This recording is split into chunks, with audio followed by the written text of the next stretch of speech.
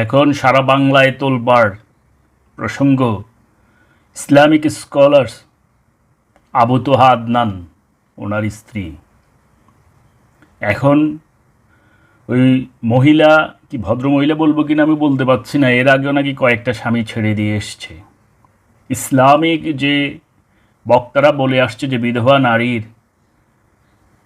সম্ভ্রম রক্ষা করা, সাহায্য করা একটা বড় সোয়াবের কাজ, কিন্তু এত বড় একজন ইসলামিক বক্তা স্কলার্স হয়েও নিচে টিকতে পারেনি। এখন সমাজে এসে কেঁদে কেঁদে বলছে ভালোবাসছে। এই তোমার ভালোবাসা না ভাইরাল হয়ে কিছু এখন পেয়ে বেঁচে থাকার আশা? তুমি যদি ভালোবাসতে, উনি আবু তো আদনান সাহেব নিশ্চয় বুঝিয়েছে, ওনার থেকে তুমি ভালো কিছু পেয়েছ। ওইটা না বুঝে এখন তুমি জনগণের কাছে ভালোবাসো, ওনার কথার মূল্যায়ন করে ওনাকে ভালোবাসতে পারো নাই, জনগণের কাছে ভালোবাসার গল্প শোনাও। আবু তোহা আদনান উনি সঠিক সিদ্ধান্ত নিয়েছে এবং সমাজের যারা সচেতন হয়ে গেছেন, ডিভোর্স পাওয়া মহিলা বলবো না যে ভালো নেই, তবে বেশিরভাগই এই ধরনের কাজকর্মে অভ্যস্ত, ওদের ভদ্রতা নষ্ট হয়ে যায়।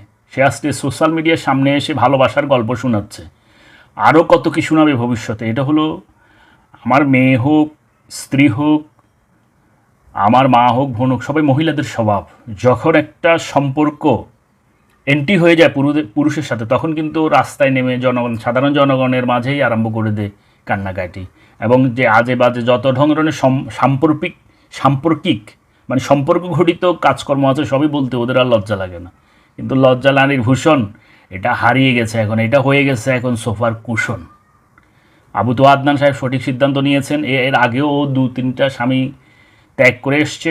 সোজা হিসাব, আমারও মেয়ে আছে, আমারও মা আছে, আমারও বোন আছে, কিন্তু ডিভোর্সিরা সাধারণত অশান্তি করেই বেড়ায় বেশিরভাগ। একবারে কয়েকজন ভালো আছে, কিন্তু কয়েকজন নিয়ে তো সমাজ চলে না। বেশি যেটা বেশি ওইটারই ফলাফল নিয়ে আমাদের এগোতে হবে।